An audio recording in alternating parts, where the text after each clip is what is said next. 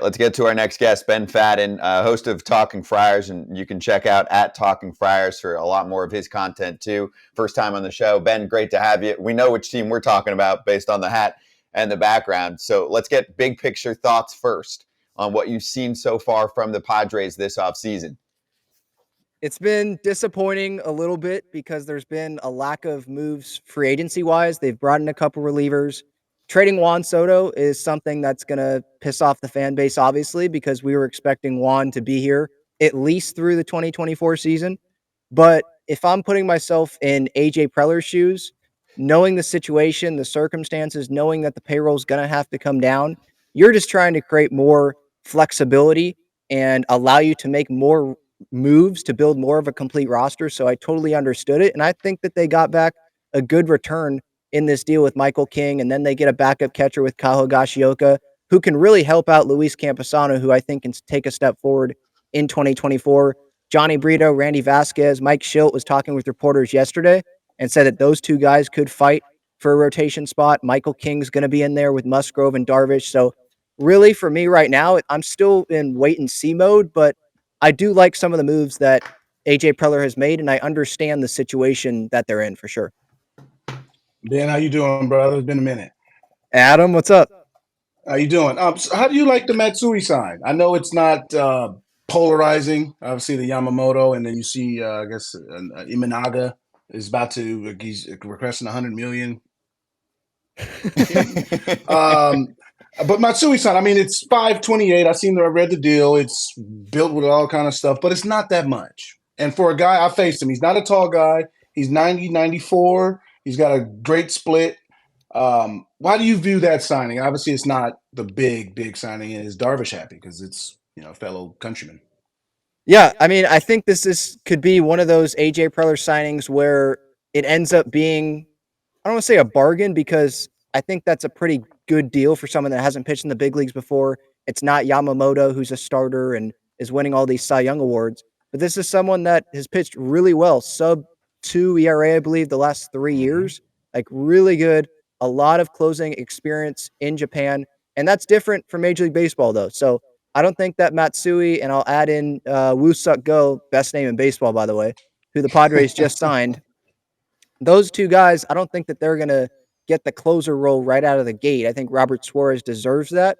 And it wasn't that long ago that Suarez pitched really well and was on the same level as Hader in the 22 postseason before Harper had like the best at bat of his lifetime. But yeah, this signing, it's intriguing. And there is an opt out, I believe, in the contract. But yeah, it's not too much money per year. And again, this is like where the Padres are at. Like these are the types of deals that you're going to see from AJ Preller. He loves scouting. That's his background. And so I would not be surprised to see this guy end up being really impactful for this Padres team. And he'll probably get some closing opportunities because Robert Suarez, he has expressed more of a willingness than Josh Hader this past year to pitch, not just in the ninth inning, but pitch wherever the team needs him. And I think hopefully that's what the mentality is going to be with a lot of these relievers, because that's what's going to need to happen with this Padres team this upcoming season. I just wanted to add something to that about Matsui. I faced him a couple times over in Japan. Guy keeps the ball down, and he's also got a chance to play the last 2 to 3 years with Tanaka. Obviously, somebody who's very decorated over in Japan and decorated here in America. And I firmly believe that a lot of guys who open themselves up and say they want to come to America get the advice and seek the advice from guys who've been there so that they understand the demand, because MLB's demand is a lot more than it is for the Japanese league. So I think him and Yamamoto and other guys, I think they got the understanding of how we do it over here. So I actually really like that signing, to be honest with you. Yeah, I had a question there since you played over there. So what is the level in comparison to Major League Baseball? There's Korea, there's Japan, Major League Baseball, AAA, AA. Where would you say that is? I mean, Japan, that's a great question. I think Japan on its top level with all their players, like how they played in the WBC, that's their creme de la creme. USA, we can form a bunch of teams. MLB, I mean, obviously other countries. I would say on the best day, they are 4A on the best day. I think that maybe The Buffaloes, who just won, who Yamamoto just came from. If Yamamoto is pitching, I think they got a shot to beat some MLB teams. I don't think they maybe have a shot to beat the Dodgers or something like that, but they got a shot to beat the MLB team. But when you strip down the talent, there's a lot of guys over there that wouldn't sniff Double A. Unfortunately, they play a completely different style of game. It's more of a honor to play, I should say. Guys over there make 75 to 150, and it's an honor to be in the organization. In America, we got 3 or 4 years, and then I got to get to making some real money. So I just think it's certain dynamics, it changes, but on the top level, I say 4A at best, unless you got Yamamoto starting on that team. Good to know. All right, hey, we're out here on the East Coast. What's the feel of Padres fans? Because they came out in droves last year. They sold out the stadium. They were excited. They had Tatis back. They had all these, superstars. Machado re-signed. Now they lost Soto, like you said. They lost Hader. Seems like you're a little angry at Hader anyway.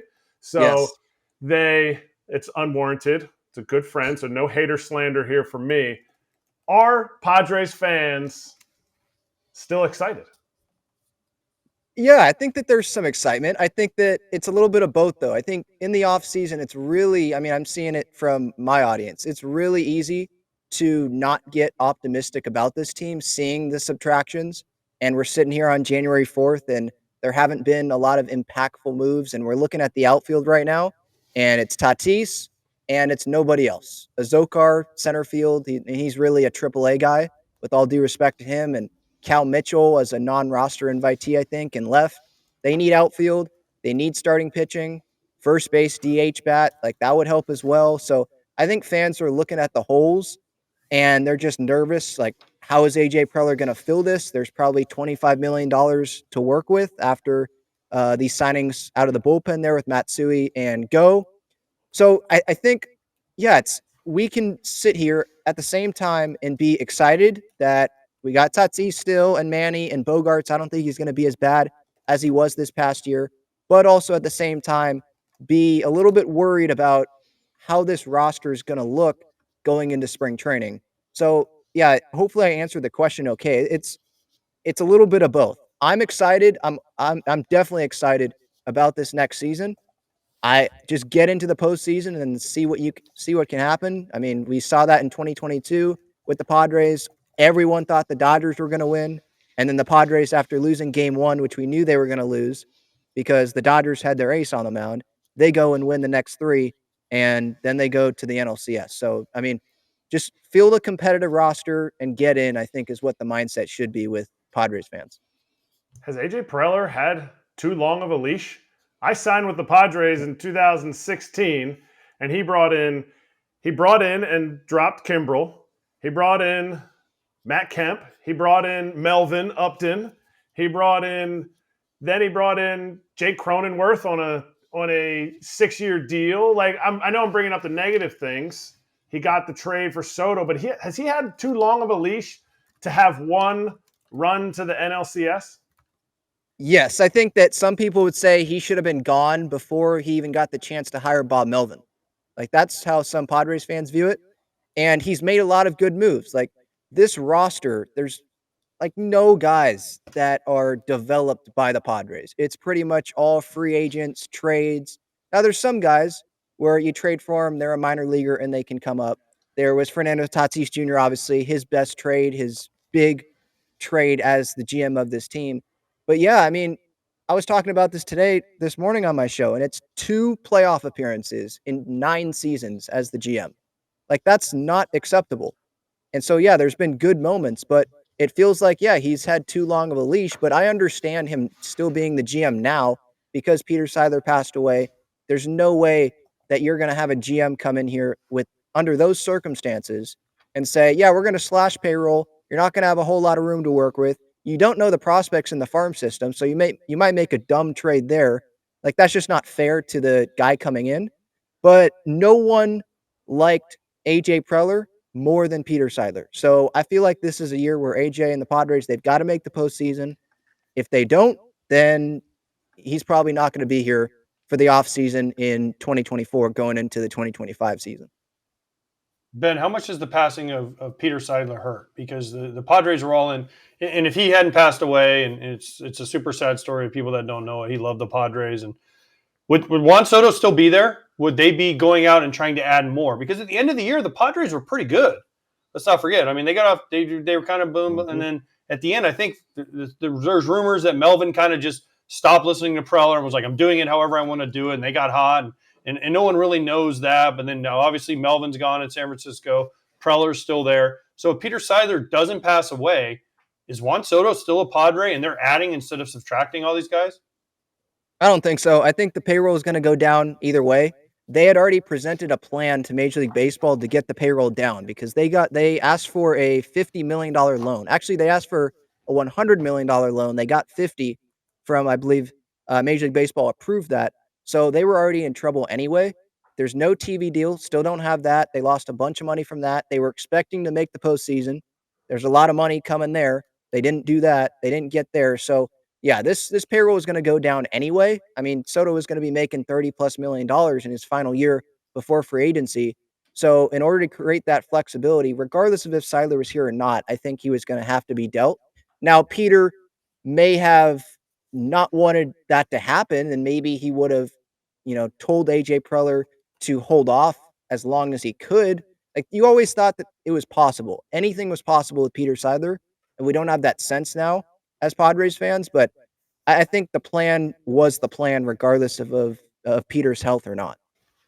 Hey, so Ben, I think the Padres could be a better ball club this year. Sure, some things didn't go their way. I think there was definitely a problem internally, like we're talking about with AJ, and that led to issues with Bob Melvin, who's had a pretty spotty track record in the past of being a solid manager and dealing with some tough circumstances at times, especially back in Oakland at certain times. Anyway, let's get to the division here. So this is where I think the problem is. I think the Padres could be a better team. I like what they've done with supplementing some pitching depth, but the Dodgers have made some moves this offseason.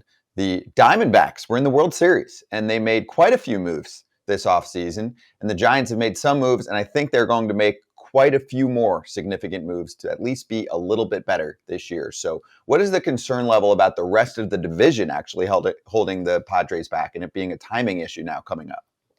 Yeah, I'm not concerned about the division because I don't think that should be in the thought process of Padres fans. We shouldn't be thinking about the division. It should be more about making the postseason. But where you talk about the Diamondbacks, the Giants, that's where the concern comes into because those are going to be fighting for the wild card with other teams like the Phillies if they don't win the NL East and the Braves do. Maybe an NL Central team, we'll see. So, yeah, I think right now, yeah, it's not great timing where you have the Giants trying to get better. I still like the Padres offense regardless of who the Giants bring in. The Giants offense just doesn't really do it for me. And the pitching, we'll see. So right now I see the Padres as like the third place team in the NL West. And I don't know if that's going to be enough to get them into the postseason. But it's really hard to judge this Padres team and the National League because of how many great free agents are still out there on the market because of how slow the offseason has been because of all the guys that we have been waiting on when it started with Ohtani and there was the Soto trade and Yamamoto and Bellinger's still out there. A bunch of guys are still out there. So, yeah, division, Mike Schilt can say all he wants. Like, we're trying to win the NL West. That's what we got to worry about first and before the postseason and the World Series and all that. But, yeah, the division, I think, should be out the door. I think what it's really about is making the postseason, these guys being urgent from day one because that did not happen this past year. And you just go by it day by day, and we'll see what happens at the deadline, obviously. But, yeah, it's going to be another try to get in via the wild card and then see what happens. Ben, Manny Machado's still there. Juan Soto's gone. I'm sure you've heard all the rumblings about Manny in the clubhouse and Manny kind of being the problem there in San Diego. Have you heard anything about that, being a Padres fan and being a Padres kind of, media influence? And why would they sign? I know Manny had an opt-out and they signed him to this huge contract, but if he's such a problem, why do they sign him to such a big deal?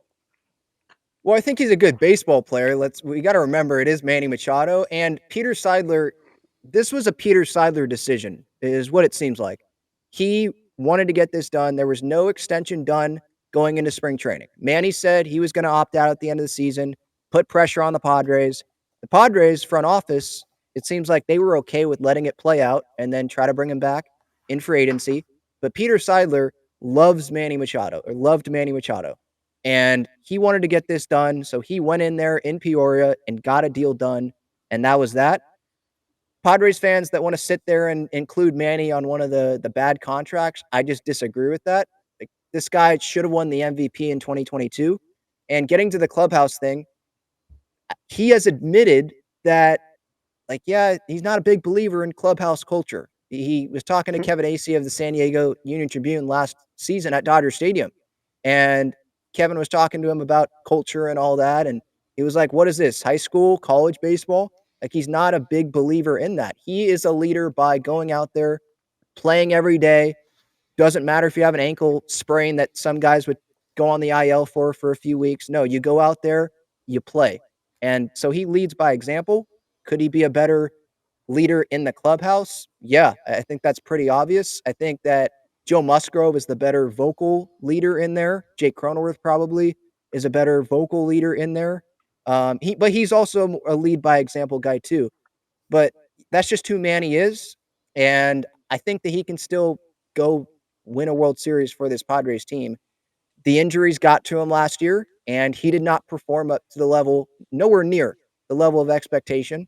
And he knows it. Padres fans know it. Everyone knows it. And we just got to hope for a bounce back year from him. I fully believe that he can do that. He's still in his prime, and it's still Manny Machado, who should have won the MVP in 2022. I always said this about Manny. He like you said, he posts. His objective when he shows up to the ballpark is to win today's game, not to be your damn best friend. He got friends, got family, got nieces, nephews, cousins. He got all that. So I mean, I just remember when him in Baltimore, and me personally, I only hung out with one or two guys in my career. It was mainly Robert Andino or maybe one other guy, and we go out to eat. Because you know I didn't really want to hang out with all these guys myself. And the crazy part is the culture is the college guys generally hung out together, especially coming up in the minors, being 18 and getting to the big league so quick. You're by yourself. You're on the island by himself. So when he got called up, it's just him and Scope. That's it. Nobody, because I mean, I'm 27. You got it's just so them two are the youngest on the team. So they learned to just, hey, I got to show up to work. I don't need to be buddy with everybody. I'm friends with you. I respect you. We're here to work together. But like, I don't really want to hang. I don't need to hang out with you. And that's Manny. He's not. His job is to play baseball and play it at an extremely high level. About being vocal in the clubhouse, I mean, I'm not with him, so I can't see him on a daily basis. He's the leader of that team. He's the face of the franchise, I should say. They have a lot of voices in that clubhouse, which is great. Obviously, he is to me the creme de la creme. I'm not in that clubhouse, so I don't know what goes down on a daily basis. But I do know the most important of all this is he leads by example, and he doesn't need to be vocal. I should say if you have other guys like a Musgrove, a Cronenworth, guys who enjoy that sort of role. And Manny, like I said, he's played through some injuries that would have people having surgery, and he just knows that his job is to play, and he's not there to be your damn friend. And I think sometimes, we miss that. Like, oh, Manny should be this way. No, Manny should be in that lineup every damn day. Everything else is irrelevant about it. He should be in the lineup every day, and he is.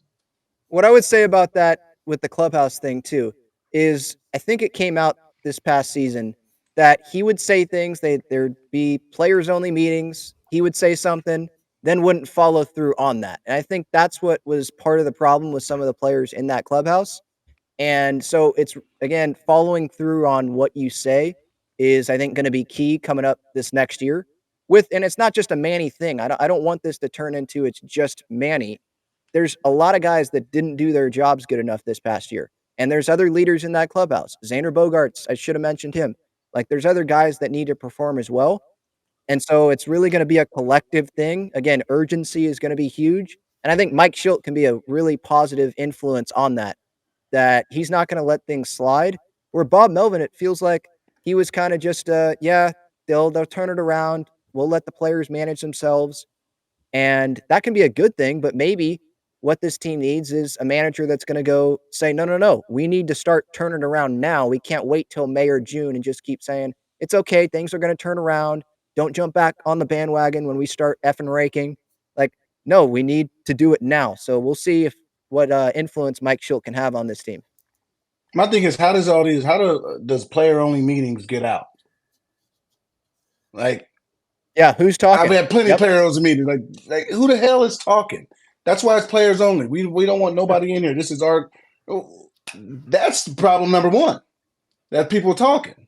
Like, address that problem. Like, you have a players only meeting so we can air out things. We can talk. We boys. We can talk. There's a rat, Adam.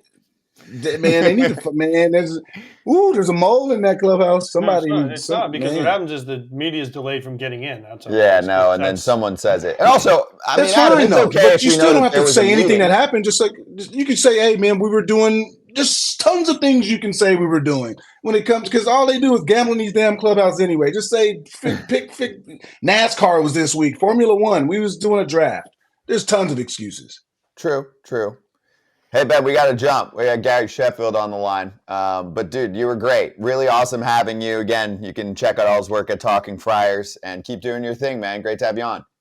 Thank you. Appreciate it. Gary's more important than me. No.